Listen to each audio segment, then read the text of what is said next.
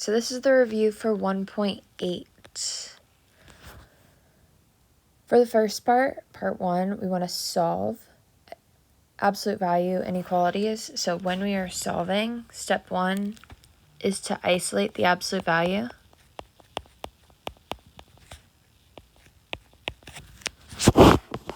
And then step 2 is we split it into 2 equations.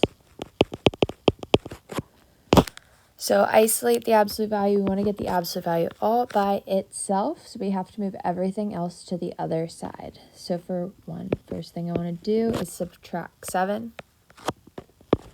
So we get the negative absolute value of 2x minus 5 is equal to negative. Here, since they're both negative, we add the two numbers together. So that would be 34. Next, what we want to do is divide both sides by -1 because we want to get rid of that negative on the left side because we want our absolute value all by itself. So the absolute value of 2x minus 5 is equal to positive 34. Now, we drop the absolute value signs when we split it into 2 equations. So the first one stays exactly the same. 2x minus 5 is equal to 34. The other one, we make it negative. So we have 2x minus 5 is equal to negative 34. So when we split it into 2 equations, we get rid of the absolute value signs. One stays positive, one changes to negative. Now we're going to solve each little equation separately. So in the first one, I want to add 5 to both sides. So 2x is equal to 39. We divide by 2, so x is equal to 39 over 2. We can't simplify that, so you can just leave it as is. For the second one, add 5 to both sides. So 2x is equal to negative 29. Divide both sides by 2. So x is equal to negative 29 over 2. So these would be our 2 answers.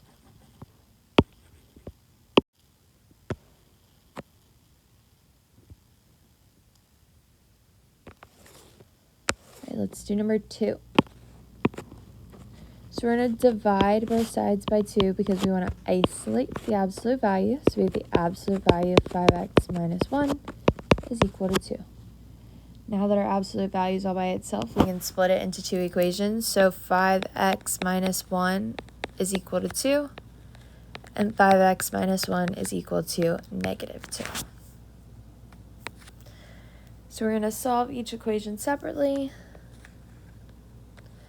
So I'm going to add 1 to both sides.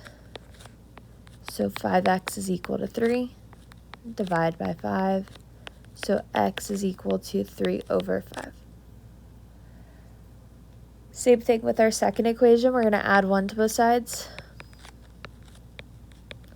5x is equal to negative 1. Divide both sides by 5. So x is equal to negative 1 over 5. So these would be our 2 answers that we have here.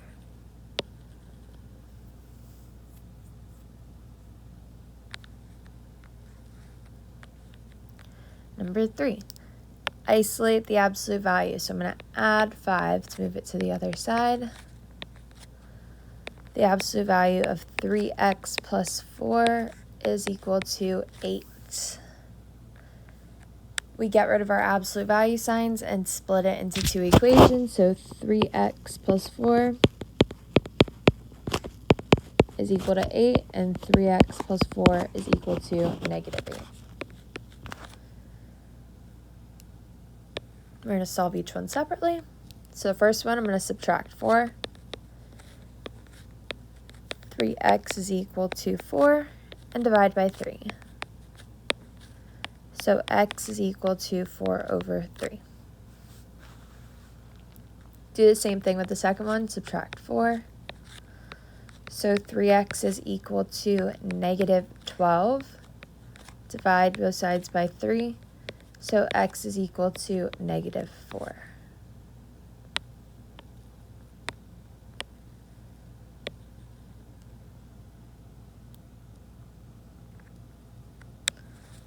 let's look at number 4.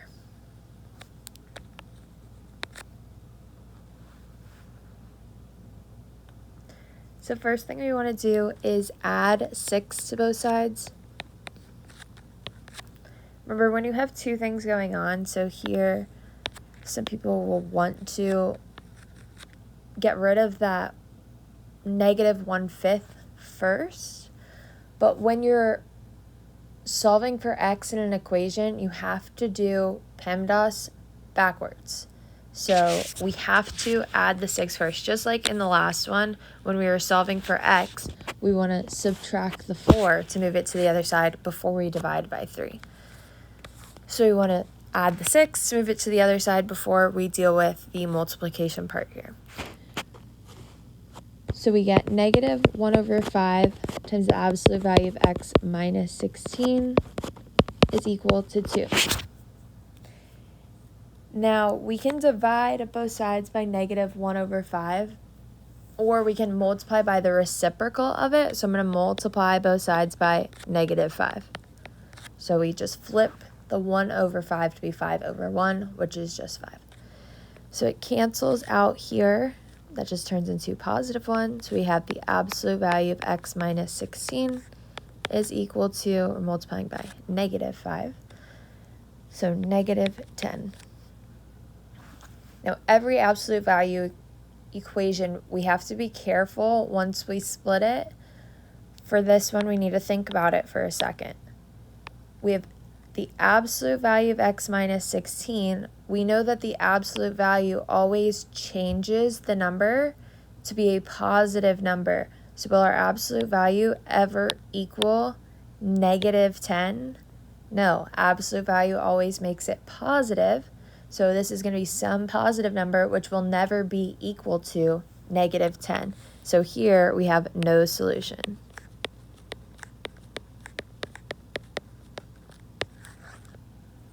So if you ever get your absolute value equals a negative number, your answer is no solution. So notice how in all the other ones we did, right before we got rid of the absolute values and split it into 2, so in this equation, and in this one, our absolute value always equals a positive number. So your absolute value has to equal a positive number before you split it into a positive and negative and get rid of the absolute value signs. If you have your absolute value equals a negative number, your answer is going to be no solution. So let's do number 5. So we're going to start by moving the 5 to the other side so I can subtract 5. So 2/3x plus 1/2 is equal to 8. The absolute value. So our absolute value equals a positive number. We can keep going. We're going to split it into 2 and get rid of our absolute value sign. So 2/3x plus 1/2 is equal to 8. And 2/3x plus 1/2 is equal to negative 8.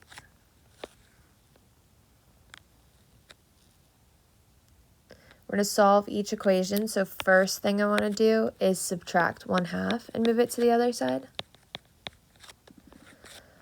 When we have a whole number with a fraction, we need a common denominator. So I'm going to change it to be 8/1.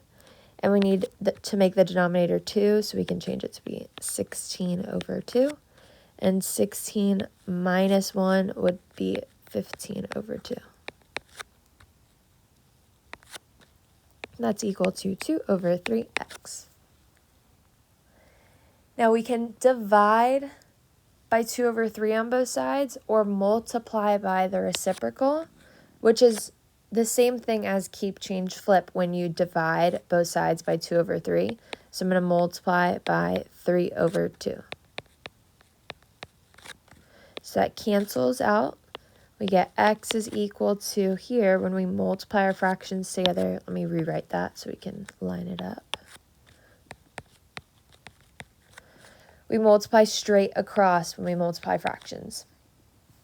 So 15 times 3 would be 45. And 2 times 2 is 4. Let's do the same thing with the other side. I'm going to subtract 1/2 on both sides. I need a common denominator, so I'm going to make it 8/1, which changes to -16/2. -16 minus 1 would be -17/2. So 2/3 times x is equal to -17/2. Just to show you guys what it's like when you divide a fraction, I'm going to do that here. So you can multiply by the reciprocal like we did in the last one, or divide both sides by 2/3. So it cancels there. When we divide a fraction into a fraction, we keep change flip. So keep the top, change to multiplication, and flip the denominator. So change to multiplication and flip it to be 3/2. So notice how it's the same thing that we did in the last one when you multiply by the reciprocal of the fraction. So we multiply straight across. -17 times 3 would be -51. And then 2 times 2 is 4. So those would be our two answers for number 5. All right, so next we're going to be solving the inequalities with absolute values. So we're doing the same kind of steps. Step 1 is to isolate the absolute value. Step 2 is to split it. Remember, when we split it, we're not just making the number side negative, but we have to make it negative and flip the inequality. So we flip and make it negative. Whereas before, we just made the other side of the equal sign negative. So for number 6, first thing we want to do is isolate our absolute value. I need to subtract 3 first. So 2 times the absolute value 4x minus 1 is greater than or equal to 6. We're going to divide both sides by 2. So the absolute value of 4x minus 1 is greater than or equal to 3. Now when we get rid of our absolute value signs, we split it into two inequalities. So the first one stays exactly the same. 4x minus 1 is greater than or equal to 3. The other one, we flip the inequality and make the number negative. So 4x minus 1 is less than or equal to -3. Now we're going to solve each inequality.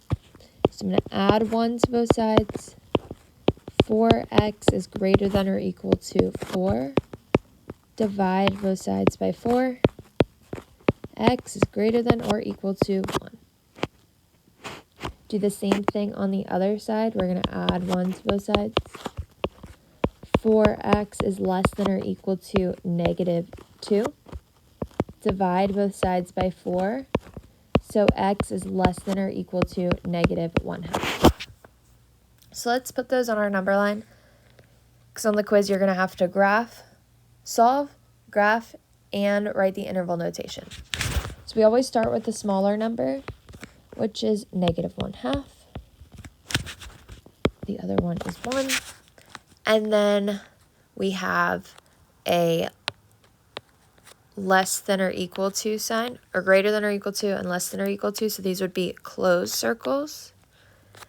Because if we have less than or equal to or greater than or equal to, it's going to be a closed circle and with a bracket. If you have a less than or greater than, it will be an open circle with parentheses. And then remember, -infinity and infinity always get parentheses. So let's test a number in between to figure out if we're going to shade in between or outside. You can test any number in the graph, on the graph. If you want to test 2 of them just to be super sure you're shading in the right spot, you can do that too. So 0 is a nice number to pick in between -1/2 and 1.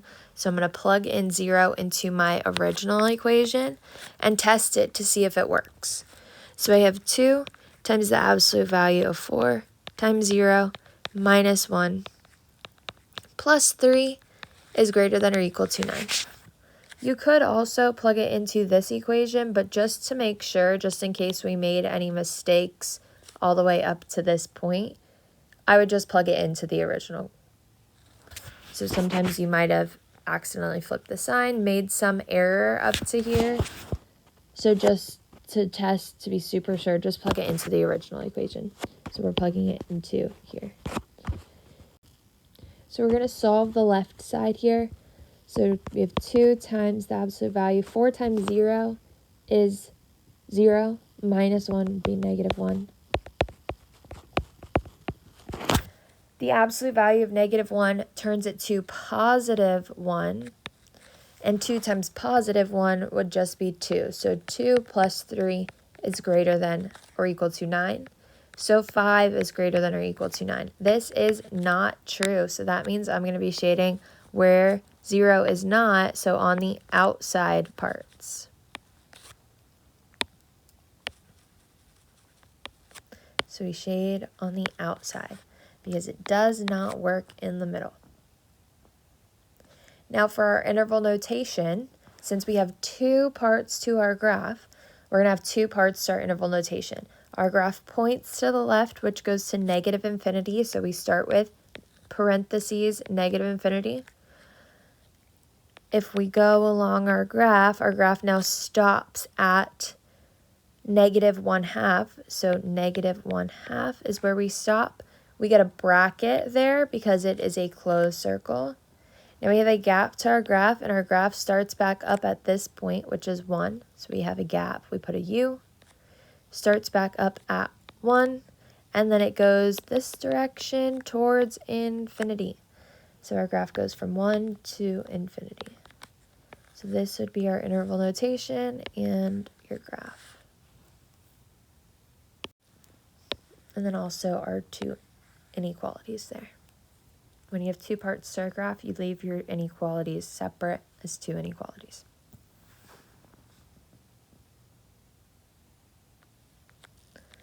All right, let's look at number 7. So we want to isolate our absolute value. We're going to add 4 to both sides. 8 times the absolute value of x minus 1 is less than 6. Then we divide both sides by 8. So the absolute value of x minus 1 is less than, we can simplify this fraction here. They're both divisible by 2, so 6 divided by 2 would be 3. 8 divided by 2 is 4, so 3/4. Now we're going to split it into 2 inequalities, so x minus 1 is less than 3/4, and x minus 1 is less than, oops, we got to flip it. So it would be greater than negative 3/4. So we always flip the inequality for our second one and make the number negative. So now let's work each one out. So I'm going to add 1 to both sides. When we're adding a fraction and a whole number, we need a common denominator, so I can change 1/1 to be 4/4. So x is less than 7/4. For the next one, I'm going to add 1 to both sides. So I'm going to make it, again, 1/1 and change it to 4/4. So x is greater than negative 3 plus 4 would be 1/4. And we're going to put them on our number line. Be careful, the smaller number has to go on the left side of your number line. So our smaller number here is 1/4. And then we have 7/4. Now at each of these numbers, because it's just a less than and a greater than sign, we're going to have an open circle. And then we can plug in a number to check to see if we're going to shade in between or outside. So we can pick 1 would be in between 1 and 7/4, so that's a good number in between. I always like to plug in 0 just because I feel like it's going to be the easiest math, so 0 would be outside. So if you plug in 0 each time, just make sure you know where it is, if it falls in between or outside. So I'm going to plug in 0. Again, it doesn't matter what number you plug in, just make sure you know where it is on the number line so you know what you're testing. So 8 times the absolute value of -1 would just be 8 because the absolute value of -1 turns to 1. And 8 times 1 is 8. So 8 minus 4 is less than 2. So 4 is less than 2.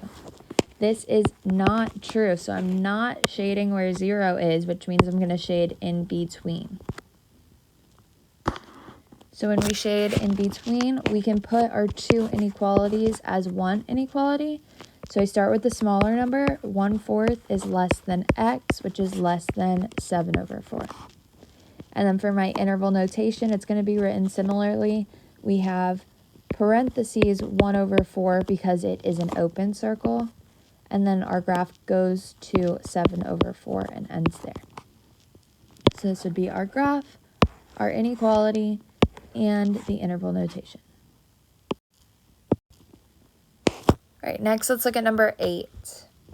So we need to isolate our absolute value first. Since it is being divided on this side, to get rid of it or to end up isolating it, we need to multiply by our absolute value on both sides. So I'm going to multiply the left side by the absolute value of 2x minus 6 and multiply the right side by the absolute value of 2x minus 6.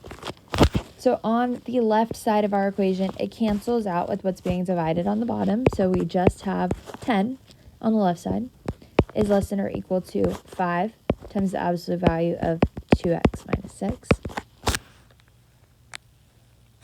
Then we still need to isolate our absolute value, so we're going to divide both sides by 5. So 2 is less than or equal to the absolute value of 2x minus 6. Now that our absolute value is isolated, we can split it into 2. So I have 2 is less than or equal to 2x minus 6. The other one, I'm going to make the number negative and flip the inequality. So I have -2 is greater than or equal to 2x minus 6. So let's solve each of our inequalities. So I'm going to add 6 to both sides. 8 is less than or equal to 2x, divide by 2. 4 is less than or equal to x. Do the same thing with the other one. We're going to add 6. 4 is greater than or equal to 2x, divide by 2. So 2 is greater than or equal to x. I'm going to put them on my number line. We always start with the smallest number. So we have 2 and 4. We are going to have closed circles at these two numbers because it is a less than or equal to and a greater than or equal to sign. And then let's plug in a number to test and see if we're going to shade in between or outside. So I'm going to plug in 0. You can plug in whatever number you want on the number line. Just make sure you know where it is. So I'm going to plug it into the original. We have 10 over the absolute value of 2 times 0 minus 6 is less than or equal to 5. So 2 times 0 is 0. The absolute value of -6 would turn to +6. We have 10 over 6 is less than or equal to 5. We can simplify this fraction to be 5 over 3. 5 over 3, 3 goes into 5, 1 and 2/3. So 1 and 2/3 is going to be less than 5. So this is going to be about 1.6. You can do it in your head by just dividing 3 into 5. So make it into a mixed number if you want to. 3 goes into 5 one time with 2 left over. So 1 and 2/3, which is going to be less than 5. So since it is true, we're going to shade where 0 is. That means we're shading on the outside parts. So here we have 2 parts to our graph. Our graph starts by pointing to -infinity. That's going to be the smallest part of our graph. So in our interval notation, we always start with the smallest. So parentheses -infinity. It ends at 2, and it's a closed circle, so we put a bracket. Our graph picks up again at 4 and points to infinity. So here would be our interval notation. Since we have 2 parts, we leave our inequalities as 2. And this would be our graph. So those are our 3 parts to our answer here. All right, so let's take a look at number 9. First thing we want to do is isolate our absolute value. So I'm going to divide both sides by negative 14. Be careful when you multiply or divide by a negative with your absolute value inequalities. You have to flip the inequality. So now that flips to less than or equal to negative 2. So now let's think about this for a second. Anytime we isolate our absolute value and we get a negative on the other side, so this works for when we're solving with the equal sign too. If we ever isolate our absolute value and it's either less than, greater than, or equal to a negative number, we need to stop and think. So our absolute value is always going to be a positive number. Will a positive number end up being less than a negative number? A positive number could be 1. 1 is never less than negative 2. Another positive number could be like 5. 5 will never be less than negative 2. So here, there is no solution. We can't plug in anything into x because it's always going to be a positive number, and our positive number cannot be less than negative 2. So here, our answer would be no solution.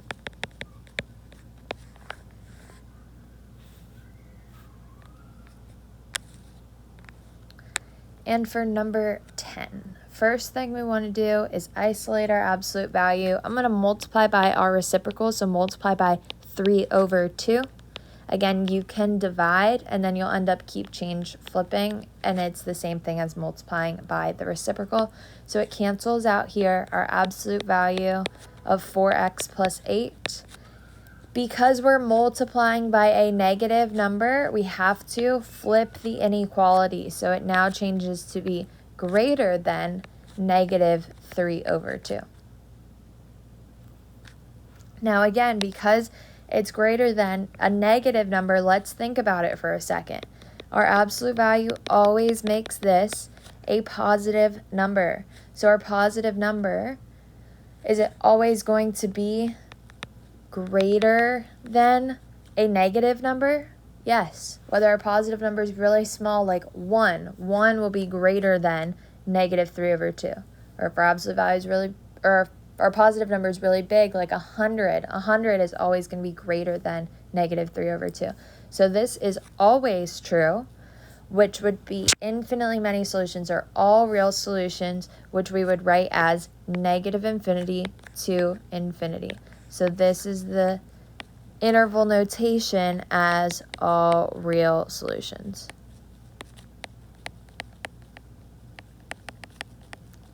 So all real solutions means that your answer just needs to be written as negative infinity to positive infinity. That's our interval notation. If it is no solution, there is no interval notation for no solution, so you would just write no solution. So our answer could either be all real solutions, which is negative infinity to infinity, or no solution, or you'll have one solution like this guy.